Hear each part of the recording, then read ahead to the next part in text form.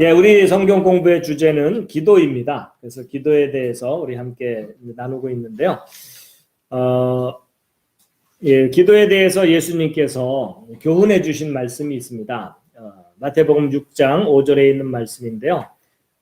함께 한번 읽으시겠습니다. 시작. 또 너는 기도할 때에 위선자들과 같이 되지 말라. 그들은 사람들에게 보이려고 회당과 거리 모퉁이에 서서 기도하기를 좋아하느니라. 진실로 내가 너희에게 이르노니 그들은 자기들의 보상을 받았느니라. 예, 기도할 때에 누구에게 하는지를 정확하게 알아라. 사람들에게 하는 것이 아니다. 사람들에게 보이려고 하는 것이 아니라 하나님께 기도하는 것이기 때문에 사람들을 의식하지 말고 기도해라. 예, 그러면서 위선자들은 사람들에게 보이려고 아주 거룩한 척 하느라고 거리 모퉁이에 서서 모든 사람이 볼 수 있는 곳에서 기도한다. 그들은 자기들의 보상을 받았다라고 되어 있거든요. 위선자들의 기도가 어떻게 보상을 받았다는 뜻이죠? 네, 뭐 어렵게 설명할 수도 있지만 쉽게 설명하면 사람들에게 보이려고 기도했다 그랬잖아요. 그러면 모퉁이에 서서 기도했으면 사람들에게 보여졌겠죠? 그러면 보상 받은 거죠? 왜냐하면 목적이 사람들에게 보이는 것이었기 때문에. 그렇죠? 그렇다면 바꿔 얘기하면 하나님께로부터 얻을 건 아무것도 없다는 뜻이 됩니다. 그렇죠? 예. 또 6절, 7절 말씀도 함께 읽으시겠습니다. 시작. 오직 너는 기도할 때에 내 골방으로 들어가 내 문을 닫고 은밀한 가운데 계시는 내 아버지께 기도하라. 그리하면 은밀한 가운데 보시는 내 아버지께서 내게 드러나게 갚아 주시리라. 오직 너희는 기도할 때에 이교도들과 같이 헛된 반복의 말을 사용하지 말라. 그들은 자기들이 말을 많이 하여야 아버지께서 들으실 줄로 생각하느니라. 그러므로 너희는 그들과 같이 되지 말라. 너희가 너희 아버지께 구하기 전에 그분께서 너희에게 필요한 것들을 아시느니라. 예, 간단한 퀴즈 드리겠습니다. 길게 기도할수록 하나님이 들어주신다. 맞습니까? 틀립니다. 그렇죠? 예. 반복해서 여러 번 반복해서 기도하면 들어주신다. 예, 분명히 틀리다고 말씀을 하고 계십니다. 그렇죠? 예, 정말 우리가 하나님을 신뢰하고 하나님께 간절하게 믿음으로 구하면 길게 하든 짧게 하든 예, 그 마음의 중심을 보시고 들어주시는 걸로 저희들이 알고 있습니다. 그래서 예수님께서 아주 모범적인 기도를 우리에게 알려주셨죠. 이렇게 기도하라. 이런 식으로 기도하라. 라고 말씀하셨는데 마태복음 6장 9절에 있는 말씀 함께 읽으시겠습니다. 시작. 그러므로 너희는 이런 식으로 기도하라. 예, 이제 개역개정 성경에는 이렇게 기도하라. 이렇게 돼 있는데 이제 이런 식으로 그러니까 똑같이 반복해서 내가 기도한 그대로 기도해라. 이 뜻은 아닐 것 같아요. 그렇죠? 예, 그래서 우리가 주기도문을 이제 함께 알아가고 있습니다. 자, 일단 주기도문 함께 한번 다시 읽으시겠습니다. 시작. 그러므로 너희는 이런 식으로 기도하라. 하늘에 계신 우리 아버지여, 아버지의 이름이 거룩히 여겨지게 하옵시며, 아버지의 왕국이 임하옵시며, 아버지의 뜻이 하늘에서 이루어진 것 같이 땅에서도 이루어지이다. 이날 우리에게 우리의 일용할 빵을 주옵시고, 우리가 우리에게 빚진 자들을 용서하는 것 같이 우리의 빚을 용서하옵시며 우리를 인도하사 시험에 들지 말게 하옵시고 다만 악에서 우리를 건지시옵소서. 왕국과 권능과 영광이 영원토록 아버지의 것이옵나이다. 아멘.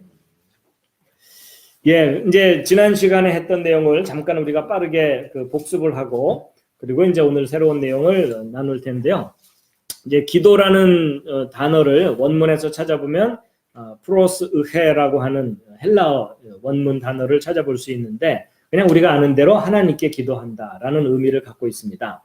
이제 구약에서도 기도에 대한 단어들이 있습니다. 그래서 기도한다라는 단어가 한번 들어보실까요? 아이고, 제가 소리를 껐군요. 다시 한번 들으시겠습니다.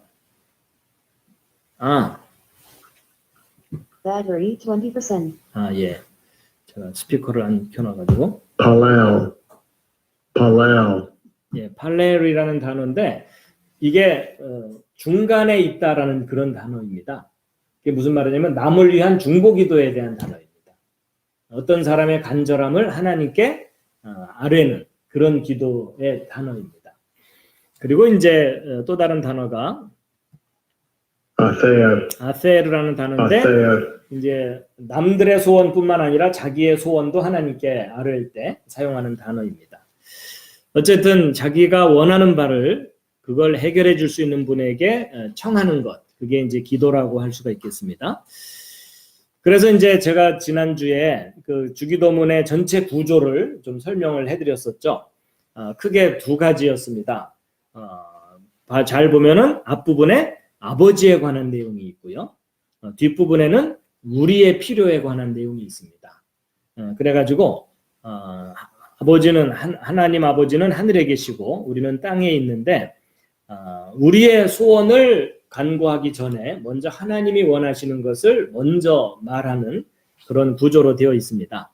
그래서 이것이 마치 십계명과 비슷한 구조를 가지고 있어서 십계명의 앞에 4계명은 하나님에 대한 계명이었고요. 뒤에 4개는 사람들에 관한 계명이었습니다. 그렇죠? 그래서 주기도문의 구조가 십계명의 구조와 비슷한 그런 모습을 우리가 볼 수가 있습니다.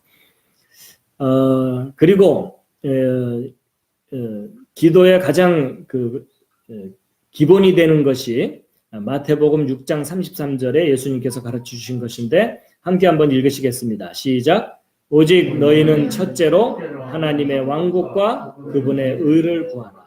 그러니까 우리의 원하는 것을 말씀드리기 전에 하나님의 왕국과 그분의 의를 먼저 기도하라는 겁니다. 먼저 구하라, 먼저 기도하라. 그렇게 이해할 수 있겠죠? 그러면서 이제 예수님께서 큰 원칙을 말씀해 주셨죠.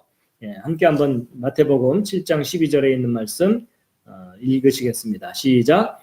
그러므로 무엇이든지 사람들이 너희에게 해주기를 바라는 모든 것을 너희도 그들에게 그대로 하라. 이것이 율법이요 예언자들입니다. 율법의 그 말씀들과 예언자들의 그 모든 말의 가장 기본적인 원리다. 누군가에게 대접받고 싶으면 너희도 먼저 대접을 해라. 그러면 너희가 그 대접을 다시 받을 수 있을 것이다. 그래서 남에게 존중받고 싶으면 너희가 그 사람을 존중을 해라. 근데 이것이 하나님께도 적용된다는 거죠. 그렇죠? 너희가 뭔가 하나님께 원하면 너희가 먼저 하나님이 무엇을 원하시는지를 알아서 그것을 먼저 구해라. 그러면 하나님께서 더 풍성하게 이루어 주실 것이다. 근데 하나님이 원하시는 거는 3가지였어요. 그렇죠? 하나님의 이름, 하나님의 왕국, 하나님의 뜻입니다. 우리가 그 셋을 정확하게 알고 그걸 먼저 구하면 우리의 가장 중요한 것도 해결해 주시고 나머지 것들도 해결해 주신다. 그래갖고 이제 이 구조를 보았더니요. 하나님께서 원하시는 것은요. 하나님의 이름과 하나님의 왕국과 하나님의 뜻이에요. 그럼 우리가 당연히 뭘 알려고 노력해야 되겠어요? 하나님의 이름에 대해서 잘 알려고 노력해야 되고 하나님의 왕국에 대해서 잘 깨달아 알려고 노력해야 되고 또 하나님의 뜻이 무엇인지도 정확하게 알려고 노력해야 되겠죠. 왜냐하면 그게 하나님께 드리는 진상품이에요. 맞죠? 여러분 옛날 그 큰 나라와 작은 나라가 있으면 작은 나라가 진상품을 가지고 가잖아요. 그러면 돌아올 때는 자기가 바친 만큼만 대가를 받아서 올까요? 더 많이 받아서 올까요? 대개는 더 많이 받아서 옵니다. 그죠? 큰 나라가 베풀어 주는 게 있으니까. 그러니까 하나님께 뭔가를 받으려면 하나님께서 원하시는 것을 먼저 드리면 그보다 훨씬 후하게 우리에게 주신다는 것이 원리니까. 그러면 우리가 기도할 때에는 바로 하나님의 이름과 왕국과 뜻에 대해서 우리가 집중할 필요가 있다는 거죠. 그러면 우리 자신도 우리가 원하는 게 뭔지를 모르는데 하나님은 아시니까 해주실 거라는 거죠. 기가 막힌 비결을 지금 우리 이야기하는 중입니다. 그런데 이제 하나님께서는 우리에게 뭐가 필요한지를 이제 얘기해 주시는 거예요. 일단 너희들에게는 빵이 필요하다. 그렇죠? 네. 빵이 필요하고, 두 번째는 뭐가 필요하다고요? 용서가 필요하다. 네. 세 번째는 인도함이 필요하다. 네 번째는 구원이 필요하다.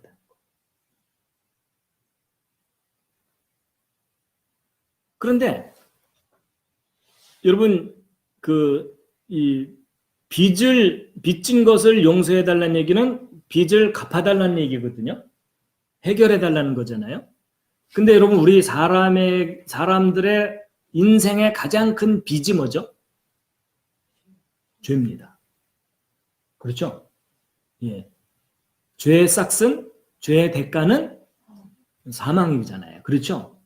그러니까 결국 우리가 우리에게 빚진 자들을 용서하는 것 같이 우리의 빚을 용서하시면은 우리의 죄를 해결해 달라는 거예요. 왜 죄를 해결해야 되죠? 영원히 살아야 되니까. 영원히 살려면 죄를 해결해야 되니까. 그래서 제가 이렇게 이걸 들여다봤더니 빵은요, 우리가 죽을 때까지 살아갈 동안 필요한 것이었어요. 맞죠? 근데 죽은 이후에 영원한 삶에 대한 필요는 뭐죠? 죄가 해결돼야 돼요. 그럼 죄가 해결되기 위해서 하나님의 해결책은 뭐였죠? 생명의 빵을 주시는 거였어요. 맞죠? 그 생명의 빵이 앞에서 우리가 배우고 공부했던 바로 예수 그리스도의 희생이었어요. 그렇죠? 그럼 결국 11절과 12절 요 두 내용은요, 이 땅에서 생명을 유지하는 일하고 그 이후 죽은 이후에 영원한 생명을 유지하는 일을 하나님이 해결해 주신다는 그런 내용인 거예요. 그럼 결국 11절과 12절의 주제는 뭐겠어요? 생명이에요. 생명. 너희의 생명에 대해서 내가 다 책임져 줄게. 그 내용인 거예요. 내 표정들이 다 먹고 살만한데 굳이 안 도와주셔도 되는데 이런 표정들이신 것 같아요. 그 다음에 이제 우리를 인도하사 시험에 들지 말게 하옵시고, 이건 뭐냐면은 죄를 안 짓게 해달라는 거예요. 그렇죠? 죄를 안 짓는 정결한 삶을 살게 해달라는 겁니다. 그런데 다만 악에서 우리를 건지시옵소서. 이건 뭐예요? 죄를 안 짓게 하는 게 아니라 이미 지은 죄로부터 죄를 해결해 달라는 거죠. 그렇죠? 그러니까 죄를 안 짓게 해주시고 혹시 죄를 지었을지라도 다시 살려달라는 얘기죠. 결국 이 사람들에게 가장 필요한 게 뭔지를 다 얘기해 주신 거예요. 나와 함께 영원히 살자. 그 얘기를 해주시는 내용이 주기도문의 중요한 핵심 중에 하나라는 거죠. 아파트 몇 평 이런 거 아니다. 장관 되는 거 이런 거 아니다. 나와 함께 영원히 같이 살자. 그 얘기를 하시는 거라는 거죠. 예. 자, 그래가지고 이제 우리가 이 주기도문에서 하나님께서 원하시는 것 중에 첫 번째가 이름이잖아요. 그래서 하나님의 이름에 관한 부분을 먼저 좀 함께 이제 생각해 보려고 합니다. 여기 보면은 아버지의 이름이 거룩히 여겨지게 하옵시며 이렇게 돼 있죠? 여기서 질문. 거룩히 여겨진다는 게 무슨 뜻이죠?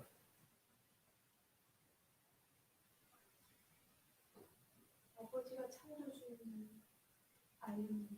예, 그것도 당연히 포함되겠죠. 그렇죠?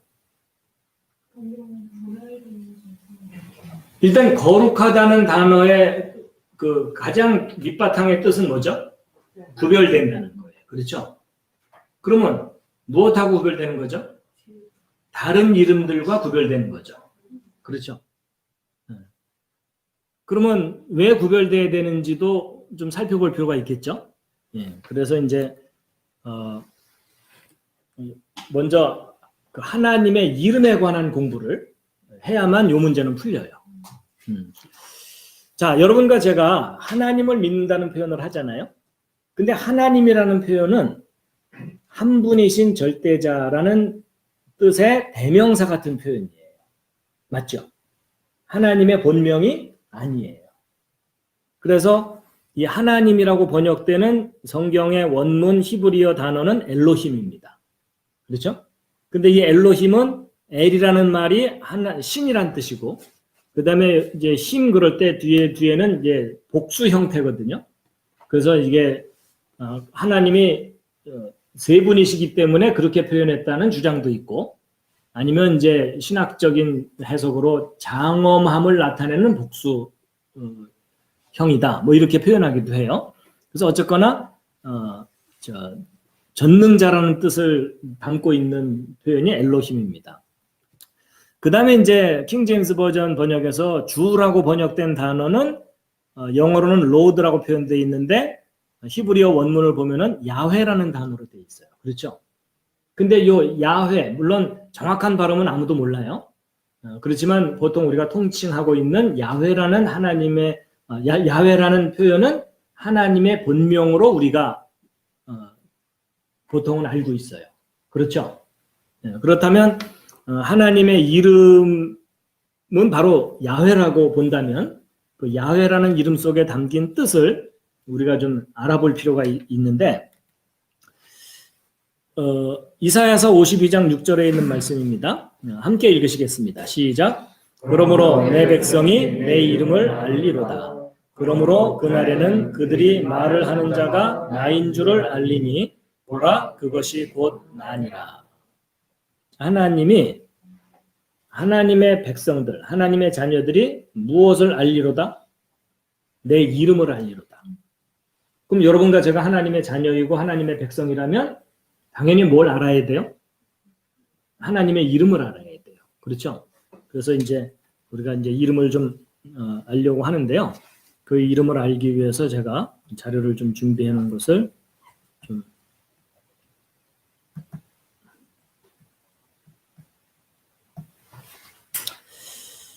자, 호세아서 6장 6절 말씀 함께 일단 먼저 읽으시겠습니다. 시작. 나는 긍휼을 원하고 희생물을 원치 아니하며 번제 헌물보다 하나님 아는 것을 더 원하였으나.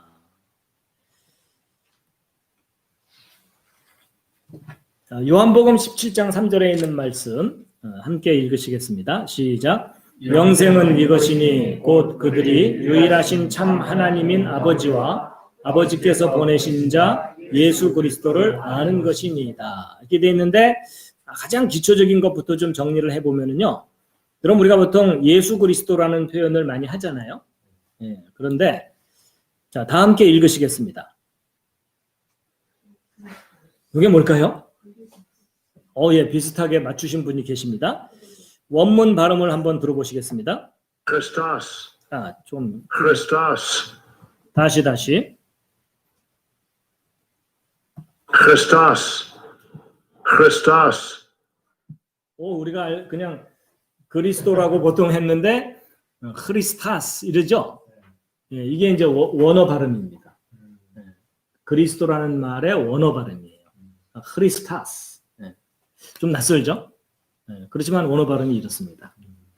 예, 바로 이제 그리스어인데 신약 성경에 표현된 바로 그리스도입니다. 영어로는 크라이스트죠. 그리고 저것을 한자 말로 번역한 게 기독입니다. 그래서 보통 기독교라고 우리가 늘 말하면서도 기독이라는 말이 무슨 뜻인지를 모르는 기독교인들이 아주 많아요. 맞죠? 예, 근데 이 기독은 그리스도의 한자식 표현입니다. 예. 그러니까 기독교, 그럼 무슨 뜻이죠? 그리스도의 가르침을 따르는 종교, 뭐 이런 뜻이겠죠. 이제 그렇습니다. 예, 그 다음에 이제 예수라는 단어거든요. 이게 신약 성경에 나오는 헬라어입니다. 혹시 발음해 보실 수 있겠습니까? 예, 발음을 들려드릴게요. Jesus. Jesus. 예수스. 그러면 예수 그리스도를 원어 발음으로 한번 해보시면 어떻게 되는 거죠? 예수스 크리스타스. 예수스 크리스타스 뭐 이렇게 되는 거죠. 아주 굉장히 낯설어요. 차라리 그냥 사투리가 낫겠죠. 예수 그리스도. 이게 우리에게 너무나 익숙해져 있죠. 예. 자, 그 다음에 요거 한번 읽어보시겠습니까? 요건 뭘까요? 실력이 없으면 뭐로? 눈치로. 예. 이게 뭐냐면요. 히브리어인데, 구약성 메시아입니다. 메시아인데, 또 히브리어 발음은 다를 것 같은 느낌이 드시죠? 그래서 한번 발음을 들어보시겠습니다. Mashiach. Mashiach. 마시아, 뭐 이런 발음입니다. 마시아. 예. 그러면 예수라는 단어도 예수스도 히브리어로 발음이 있겠죠. 그렇죠? 예, 그게 바로 요 발음인데 두 가지가 있어요. 두 가지 또는 두세 가지가 있는데 일단 우리에게 익숙한 예수라는 발음의 원 발음을 보면 Yeshua. Yeshua. 약간 애매한 발음이죠. 이게 요 뒤에 맨 뒤에가요. 이 목 속에서 나오는 소리입니다. 예슈아. 예, 발음하기 좀 쉽지 않아요. 그 다음에 또 다른 식의 발음이 이게 뭐냐면 Yehoshua. Yehoshua. 여호슈아. 이건 여호수아입니다. 여호수아라는 말 뜻도 예수라는 말하고 같은 뜻입니다. 예. 둘 다 구원을 의미하는 단어예요. 그래서 예수라는 말은 그 원래 뜻은 구원자란 뜻입니다. 구원자. 그러니까 당신은 예수를 믿습니까? 하나님이 보내신 구원자를 믿으십니까? 이런 질문인 거죠. 예. 그런데 이 크리스타스라는 단어와 마시아기라고 하는 이 단어가 같은 뜻이에요. 하나는 헬라식 표현이고 하나는 히브리식 표현인 거죠. 그래서 이 두 것의 공통적인 뜻은 기름 부음을 받았다. 뭐 이런 뜻입니다. 동사로 표현하면 그렇고 기름 부음 받은 자 이런 뜻이죠. 근데 왜 기름을 붓죠? 왕이나 제사장을 세울 때 이제 기름을 붓기 때문에 결국 예수 그리스도라는 고백은 예수가 나의 왕이다. 나의 통치자다. 나의 구원자다. 구원자이시자 통치자이시다. 이런 고백인 거죠. 자, 여러분 하나님의 이름에 관한 가장 기본적인 내용을 우리가 좀 정리를 해봤습니다. 예. 자, 그런데 여기 참 놀라운 게 뭐냐면요. 영생, 이건 영원히 사는 거잖아요. 근데 영원히 살려면 질문입니다. 예수를 믿어야 됩니까? 알아야 됩니까? 믿어야 돼요. 자, 여러분 성경적으로 대답해 주시면 감사하겠습니다. 여러분 여기 놀랍게도요. 영생은요. 아는 것이라고 돼 있어요. 여러분 우리는 너무나 오랫동안 교육받기를 믿으면 영생을 얻는다 이렇게 교육받았잖아요. 근데 그런 답만 있는 게 아니라 알아야 영생을 살게 된다는 거예요. 부르는 자마다 구원. 예, 그건 이제 구원을 얻는 거고 영생은 아는 것이래요.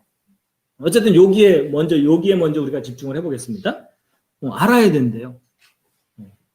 그래서 많은 사람들이 그거 왜 따지냐, 뭘 알려고 하느냐, 믿으면 됐지 이렇게 표현하는데 아니에요. 성경에는요 알아야 영생을 얻는다고 돼 있어요.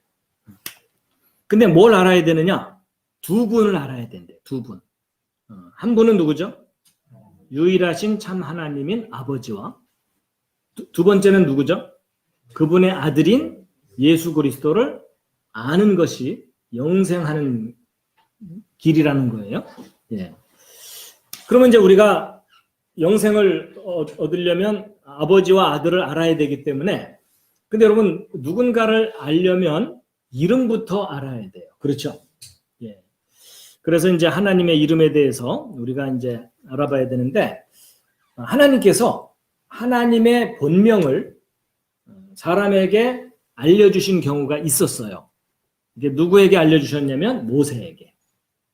출애굽 직전에 모세에게 나타나셔갖고 그 시내산에서 그 모세에게 하나님의 본명을 알려주셨는데 하나님께서 하나님의 이름을 이렇게 알려주신 거예요. 다 함께 발음해 보시겠습니다. 예, 이게 이제 이 정확한 발음은 누구도 모르는데 이제 우리가 일반적으로 야훼라고 발음하는 그 이름이에요. 야훼. 이제 이것이 이제 번역될 때 영어 성경으로는 제호바라고 번역돼 있죠. 예, 그리고 우리 개역개정 성경에는 여호와라고 번역돼 있죠. 예, 근데 여기 앞에 이 Y자가 어떤 나라에서는 J 발음을 하기도 하거든요. 예. 그래서 여러분 영어로 예수를 뭐라고 발음하죠? 지저스라 그러죠. 그래서 J 발음을 하잖아요. 그래서 저 Y자의 예수 할 때 그 Y자의 변형된 발음이 J입니다. 그래서 지저스 이렇게 되듯이 여기도 제호바 이렇게 하고 그 다음에 이제 이 W에 해당되는 요 발음이 어떤 나라에서는요, V 발음이 나오기도 해요. 그래서 여러분, 저기, 독일에서 만든 차 중에 폭스바겐이라고 있죠? 그렇죠? 폭스바겐의 제일 제일 앞에 있는 알파벳이 W거든요? 근데 그 W를 독일 사람들은 V 발음을 해요. 그렇죠? 예, 그래서, 제호바하고 야훼하고, 발음이 달라 보이지만, 바로 그런 것 때문에, 이제 그런 발음을 다르게 하는 현상이 있는 거고요. 자, 이것이 이제 아버지 하나님의 이름이라고 우리가 알고 있어요. 그 다음에 이 오른쪽은 누구의 이름일까요? 아들 하나님의 이름이에요. 읽어보시겠습니다. 예, 조금 전에 했던 그 발음이죠. 예슈에. 아 발음 같기도 하고 에 발음 같기도 한 예슈에라는 발음입니다. 원어 발음에 가까운 건 예슈아죠. 그렇죠? 예, 근데 우리는 너무나 익숙하게 예수라고 익숙해져 있죠. 그리고 영어로는 지저스인 발음입니다. 근데 이 하나님께서 하나님 자신의 이름을 모세에게 출애굽 직전에 떨기나무 사건에서 알려주십니다. 그래서 이제 다들 아시겠지만 이스라엘 백성들이 요셉으로 인해서 야곱의 가족이 몽땅 이집트로 갔죠. 70명이 내려갔다가 한 300~400년 지나는 동안에 한 200만 명 정도로 불어났어요. 근데 하나님께서 갑자기 탈출시키셨죠. 근데 탈출시키기 직전에 오랫동안 침묵하시던 하나님이 모세에게 나타나셔갖고 내 백성을 탈출시켜라. 이렇게 이제 명령을 하셨고 모세가 하나님을 만난 장소는 이제 아시는 분들도 아시겠지만 예전에는 시내산이 여기 시나이 반도 남쪽 부근에 있었다라고 믿어왔죠. 근데 이제 얼마 전부터 여러 가지 근거들을 통해서 진짜 시내산은 시나이 반도 남쪽에 있지 않고 사우디아라비아 쪽에 진짜 시내산이 있다라는 것에 대한 근거들이 많이 드러나게 됐습니다. 그래서 어쨌든 이제 모세가 이 시내산에서 하나님을 만나고 출애굽을 명령을 받았게 되는데 그때 이제 모세가 하나님을 만났을 때 하나님께서 본명을 알려주시면서 이런 말씀을 하셨어요. 출애굽기 6장 2절에서 3절까지 함께 읽으시겠습니다. 시작. 내가 아브라함과 이삭과 야곱에게 하나님 곧 전능자의 이름으로 나타났으나 나의 이름을 그들에게 알리지 말라. 예, 놀랍게도 이 모세의 조상이 되는 그 이스라엘의 근거가 되는 인물이 아브라함이잖아요. 그렇죠? 근데 하나님께서 아브라함을 부르셨을 때 본명을 알려주지 않으셨어요. 별명을 알려주셨어요. 그게 뭐냐면 전능자로 알려주신 거예요. 그래가지고 히브리어 원문을 보게 되면 엘 샤다이 이렇게 돼 있거든요. 엘 샤다이 많이 들어보셨죠? 근데 엘은 하나님이란 뜻이고 이 샤다이라는 말이 전능하다라는 의미를 갖고 있는 그런 단어일 수가 있어요. 그래서 아브라함, 소위 믿음의 조상이라고 하는 아브라함, 이스라엘의 뿌리라고 하는 아브라함에게 하나님께서 본명을 알려주지 않고 전능한 하나님이다. 무엇이든지 가능하게 할 수 있는 존재다. 막강한 존재다라고만 알려주셨던 거예요. 근데 이때 하나님께서 아브라함에게 그 전능자로서 나타나신 때가요. 이삭이 탄생하기 1년 전이에요.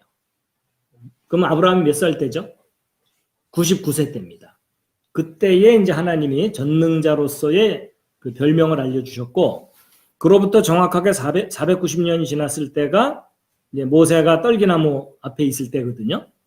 그때 이제 하나님께서 하나님의 본명을 알려주셨는데 야훼입니다. 야훼.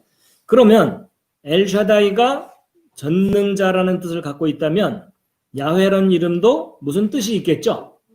예. 이제 요 뜻을 우리가 아는 것이 아주 중요한데요. 예, 주기도문을 이해하는 데 있어서도 아주 중요합니다. 자, 그래갖고 야훼라는 이름 속에 어떤 비밀이 담겨 있습니다. 아마 여기 오신 분 중에 그 내용을 알고 계시는 분도 계시지만 유튜브를 통해서 함께 하시는 분 중에 모르시는 분들이 있으시기 때문에 좀 차근차근 설명을 해드리면 히브리어 알파벳마다 그 대응되는 영어 알파벳을 제가 밑에다가 붙여놓은 것인데요.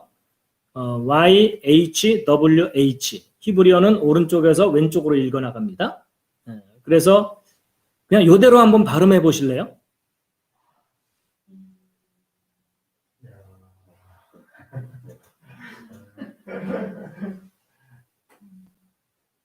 여러분 아직 관련성을 제가 체크해 보진 않았지만요. 하나님의 이름과 관련된 유사한 발음이 뭔지 아세요? 그 야후입니다. 야후. 여기에다가 보통 아를 붙이면 야가 되거든요. 그 다음에 HWH이기 때문에 야후 이렇게 돼요.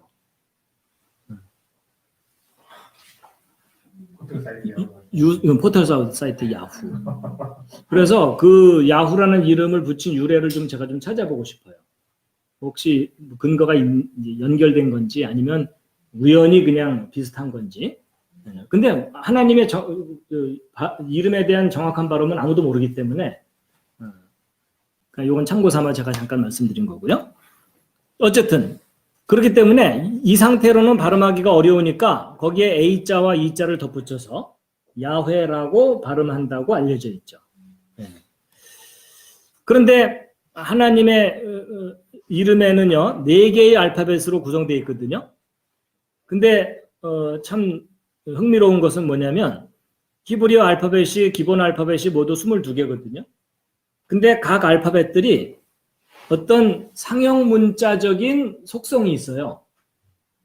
여러분 알파벳을 만들 때 아무 근거 없이 뭐 대충 이렇게 하지 뭐 이렇게 만들지는 않았을 거 아니에요. 뭔가 근거를 가지고 만들었겠죠.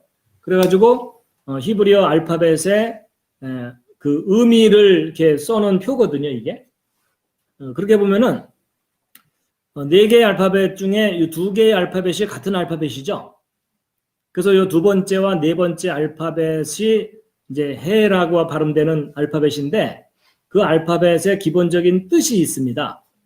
요게 작은 글씨로 써져 있는데 요거를 좀 큰 글씨로 표현해 드리면 이렇게 돼 있어요. 그래서 기본적인 뜻은 보라 이런 뜻입니다.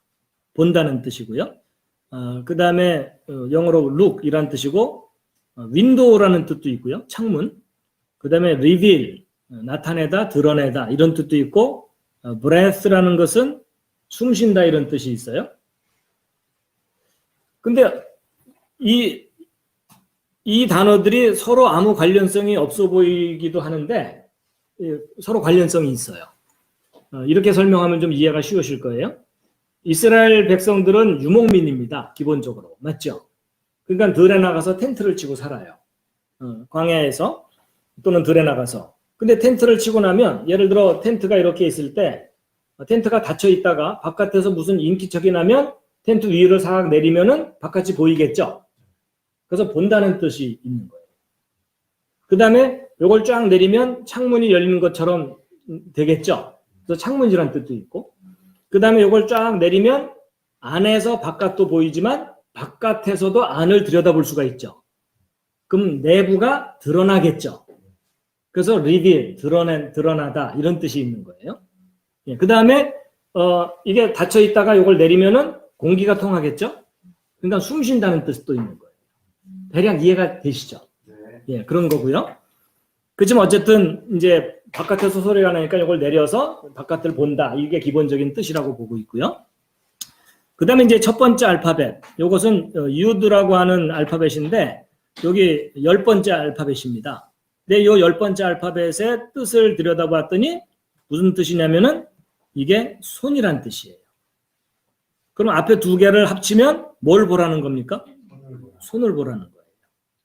자, 여러분, 이름은 자기의 정체를 드러내는 말이잖아요. 그렇죠?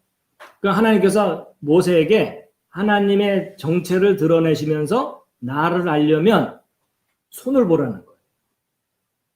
다 같이 한번 손을 보도록 하시겠습니다. 어떻게 하나님의 정체를 알 수 있겠습니까? 좀 약간 황당하죠? 그렇지만 의미가 없진 않아요. 이 손을 만드신 하나님.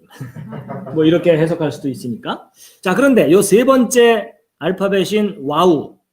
이게 이제 바브라고도 발음하기도 해요. 왜냐면 이게 V가 우 발음이 나기도 하고 이러거든요. 때에 따라서. 그러니까 와우라고도 발음하기도 하고 바브라고도 하는데 이것은 6번째 알파벳인데 요 6번째 알파벳의 기본적인 뜻이 뭐냐면 못이에요. 그럼 이 뒤에 있는 두 단어를 합치면 뭘 보라는 거죠? 못을 보라는 거예요. 자, 그럼 여러분, 손을 봐라, 못을 봐라. 혹시 뭐 떠오르는 게 있으신가요? 예수님의 십자가에 못 박히심에 관한 내용이 떠올라요. 그렇죠? 자, 우연히 이럴 수도 있겠지만 우연이 아닐 가능성도 있죠.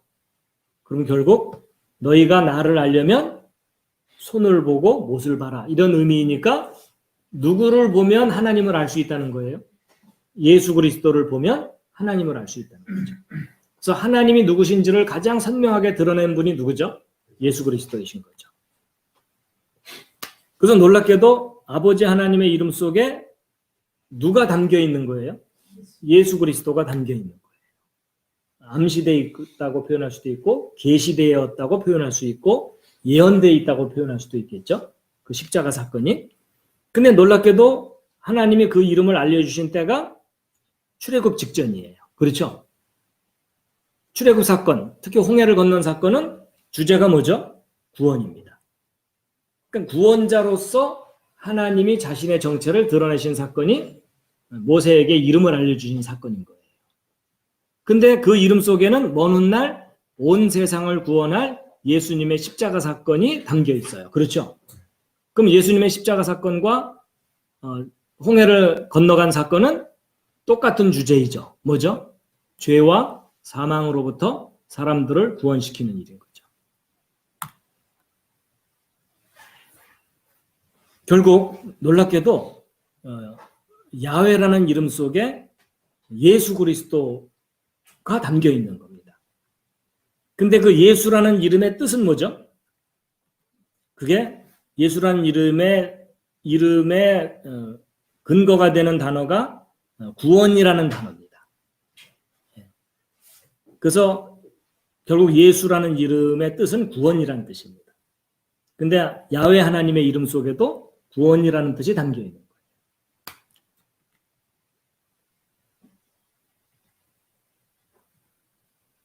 야훼라는 이름이 모세 이때 처음 이제 사람에게 계시가 된 걸까요? 아니면 에노스 때?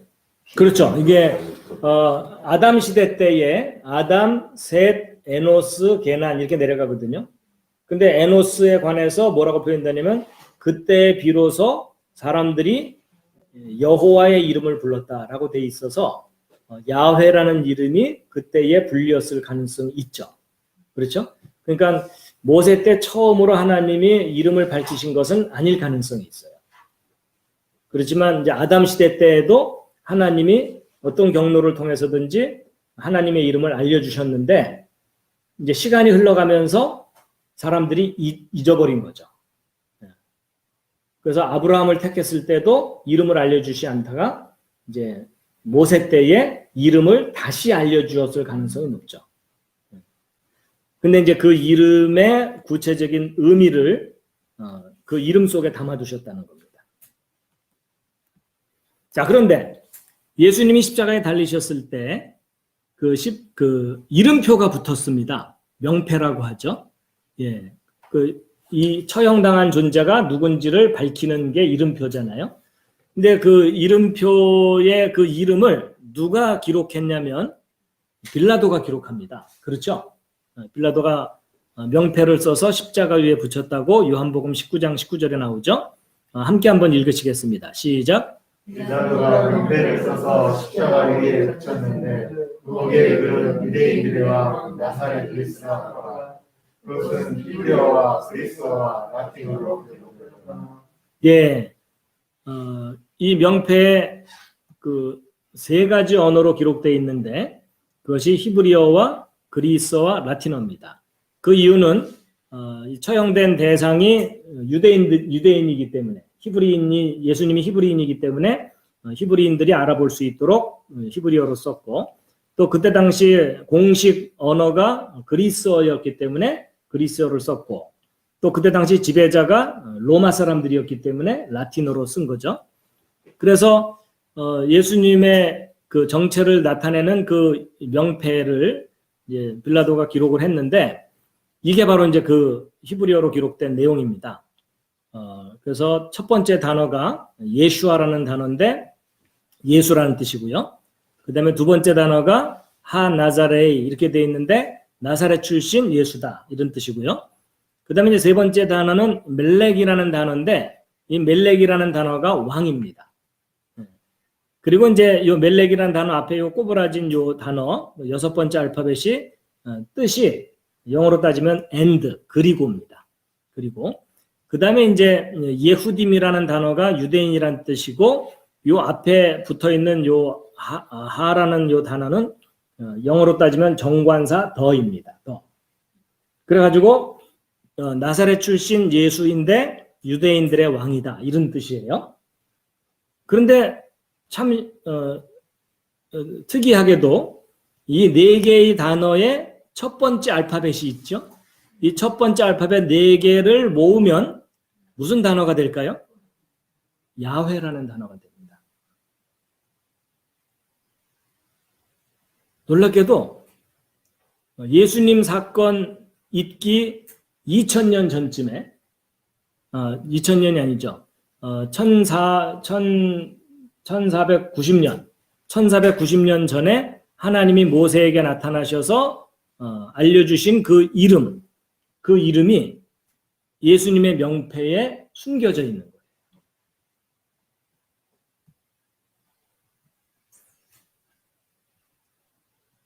그렇다면 지금부터 2000년 전에 십자가에 달리신 예수 그리스도 그분은 바로 모세에게 이름을 통해서 예언하고 계시하셨던 그 구원자이셨던 거라는 거죠.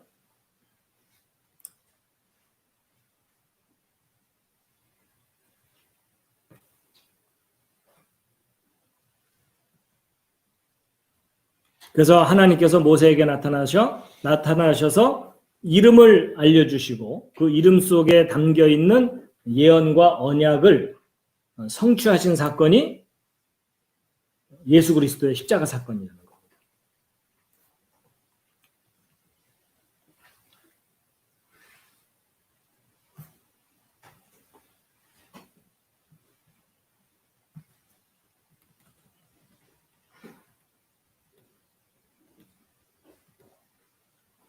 자, 요 내용을 강의를 통해서 들어서 알고 계셨던 분 한번 표해 주시면.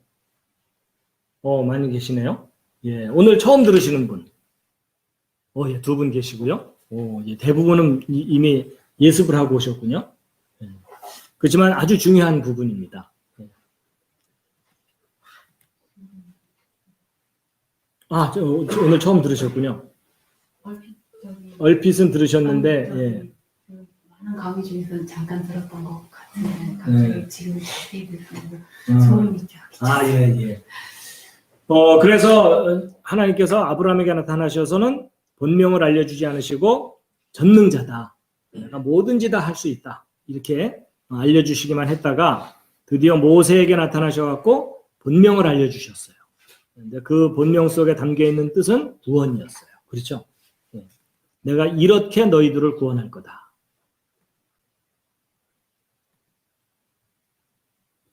그런데 이제 한 가지 또 재미있는 건 뭐냐면요. 하나님께서 이름을 알려주신 요때로부터 1년 지난 후에 이삭이 탄생하죠. 근데 이삭은 누구를 예언하는 인물이냐면 예수 그리스도를 예언하는 인물입니다. 그렇죠? 예. 그래서 이삭이 탄생을 하게 되는데 모세가 떨기나무에서 하나님을 만나고 그 이름을 알게 된 때가 BC 1462년인데 떨기나무에서 만난 이후에 이스라엘 백성을 탈출시킨 때는 그 다음 해예요. 그렇죠? 그렇게 본다면은 전능자 하나님으로 알려주신 때로부터 야훼 하나님으로 알려주신 때까지의 기간이 490년이죠. 근데 이삭이 탄생에서부터 출애굽을 한 때까지의 기간도 490년인 거예요. 근데 그 490년 하면은 혹시 뭐 떠오르는 거 있으신가요? 저게 70 곱하기 7이거든요. 그게 다니엘서에 나오는 그 유명한 70일에, 예, 70일에. 근데 다니엘서 9장에 나오는 그 70일에도 예수 그리스도의 구원 사역에 관한 예언적인 숫자거든요. 그래서 결국 이 70일에가 가지고 있는 공통점은요, 구원을 의미합니다. 그리고 이제 이 홍해를 건넌 이후에 시내산에서 하나님께서 율법을 주시고 제사를 가르쳐 주셨죠. 근데 율법은 역할이 뭐죠? 죄를 깨닫게 하는 거예요. 그렇죠? 제사는 역할이 뭐죠? 그 죄를 해결하는 거예요. 그러니까 하나님께서 죄를 깨닫게도 해주시고 그 죄를 해결하는 방법도 알려주신 사건이 시내산에서의 십계명 사건과 그 제사 제도를 알려주신 일이거든요. 근데 이때로부터 정확하게 1490년 지났을 때가 AD 30년입니다. 그때 무슨 일이 벌어졌어요? 예, 바로 이 율법과 제사, 이 율법과 제사를 온전히 해결하는 사건이 일어납니다. 죄를 온전히 깨닫게 하시고 또 죄를 온전하게 해결해 주시는 사건이 일어나는데 그게 십자가 사건이에요. 근데 이 두 사건 사이의 연도 차이는 1490년인데 이 숫자상의 의미를 혹시 찾는다면 1000년 더하기 490년이죠. 490이라는 숫자가 반복해서 나오죠. 그렇죠? 결국 490이라는 숫자는 70일에를 의미하는데 그 70일에 담겨 있는 의미가 구원이라는 의미가 담겨 있습니다.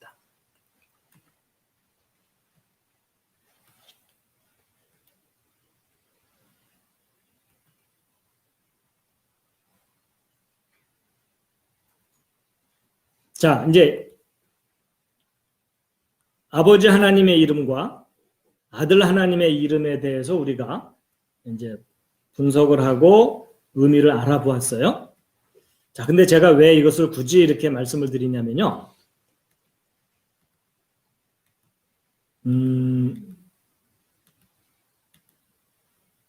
여러분, 주기도문에서 아버지의 이름이 거룩히 여겨지기를 바란다는 내용이 있잖아요.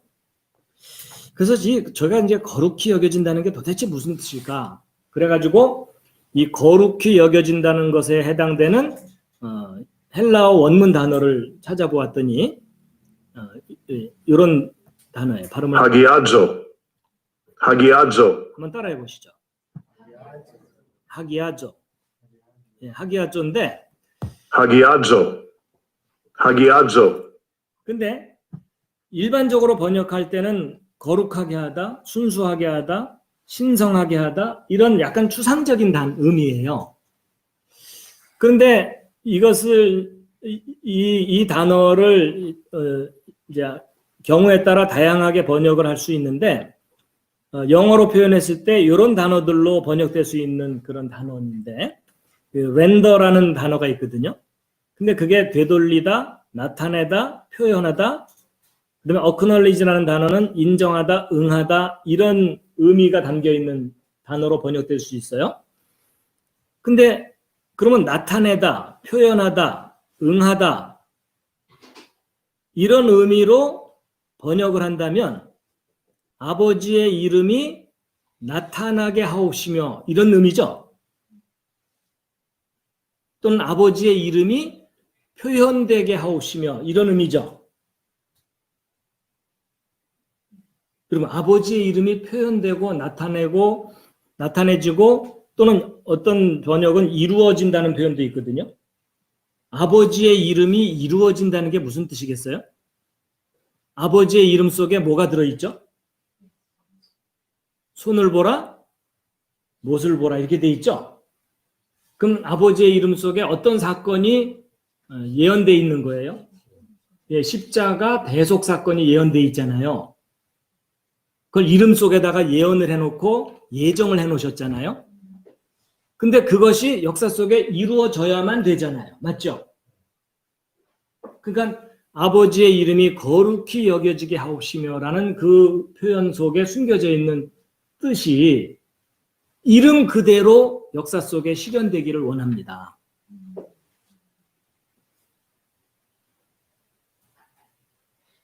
무슨 말이겠어요?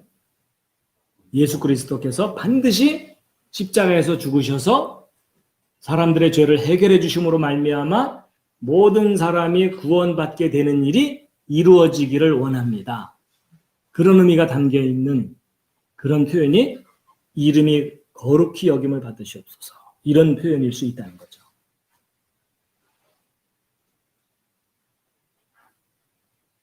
그러면 예수님이 가르쳐 주신 주기도문은 예수님이 어떤 일을 겪게 될지에 대해서 알려주실 뿐만 아니라 너희들이 기도할 때 이걸 구해야 된다. 좀 더 쉽게 표현해드리면 내가 죽기를 너희들이 기도해야 된다. 그런 의미가 담겨 있을 수 있다는 거예요.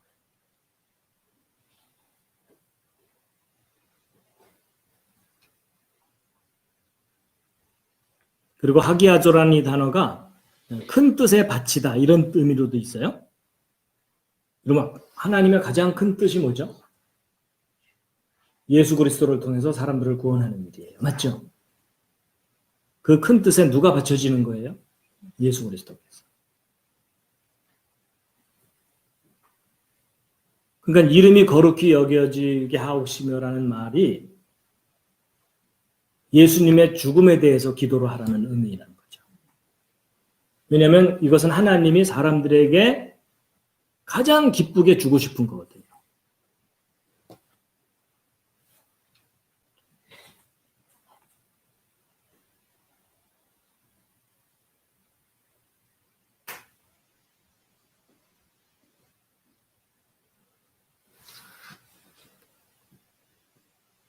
어떻게 좀 도움이 되시나요?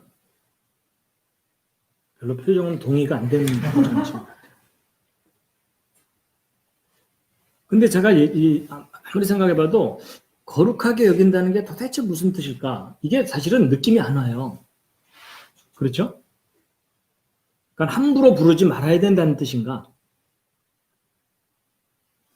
그러는 바람에 유대인들은 야훼라는 발음을 절대 안 하잖아요. 그렇죠? 근데 여러분, 하나님께 영광을 돌린다는 것은요, 하나님의 존재가 드러난다는 뜻이거든요. 그러면 하나님의 이름을 거룩하게 한다는 것도 그 이름의 본질적인 의미가 드러나는 것이 거룩한 거죠. 맞죠? 그 이름의 의미가 드러나는 것이 거룩한 거죠. 왜냐하면 그 이름이 드러나는 그 사건이 거룩하니까. 제가 너무 우기는 것 같기도 하고. 지금 시점에서 이루어진 거잖아요. 그렇죠. 우리는 이루어진 거죠. 그래서 왜 예수님께서 십자가 사건 전에 제자들에게 주기도문을 가르치셨을까? 그게 예수님의 십자가 사건에 대해서 기도하라는. 그게 왜냐면 제일 중요하니까. 그 어떤 것보다도 중요하니까. 아파트 100평보다 중요하니까. 자식이 성공하는 것보다 중요하니까. 결국 예수 그리스도의 십자가 사건에 대해서 기도하라는 것이 주기도문이라는 거죠. 뒤에도 반복이 돼요. 왕국을 위해서도 기도하라고 그러잖아요. 그렇죠? 근데 그 왕국도 결국 십자가 사건 통해서 왕국이 이루어지잖아요. 그렇죠? 그리고 하나님의 뜻을 위해서도 기도하라고 하잖아요. 근데 그 하나님의 뜻은 뭐죠? 아버지의 뜻은 아버지가 보낸 아들을 믿는 자마다 다시 부활시키고 영원히 살게 하는 게 아버지의 뜻이었어요. 맞죠? 그러니까 결국은 그것도 다 무슨 사건에 초점이 맞춰져 있어요? 십자가 사건에 초점이 맞춰져. 그러니까 주기도문을 분석해 보았더니요. 우리가 이 땅에서 살면서 무엇을 먹을까, 무엇을 마실까 이걸 구하라고 모델 기도를 알려주신 게 아니더라고요. 예수 그리스도의 십자가 사건에 집중해서 기도하라는 내용이더라고요.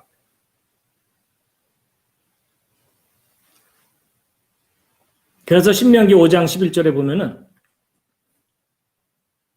이게 그 세 번째 계명이잖아요. 10계명 중에. 야훼 내 하나님의 이름을 헛되이 취하지 말라. 이제 개역개정 번역은 망령되이 일컫지 말라고 되어 있는데요. 원문의 뜻에 가깝게 번역한 것이 헛되이 취하지 말라 이렇게 되어 있는데 헛되이 취한다는 말이 이제 이건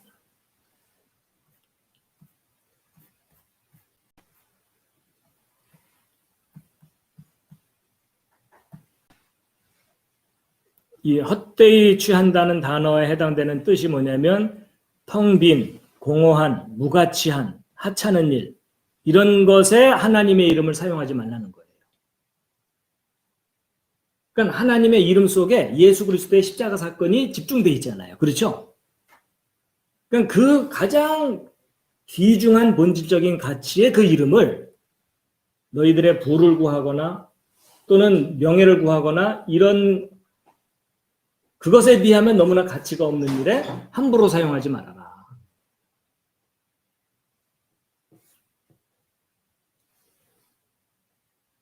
그렇다고 뭐 하나님께 그런 거 구하지 말라는 뜻이 아니라요. 하나님의 이름 속에 담긴 가장 가치 있는 것을 발견하고 그것에 집중하라는 의미이겠죠.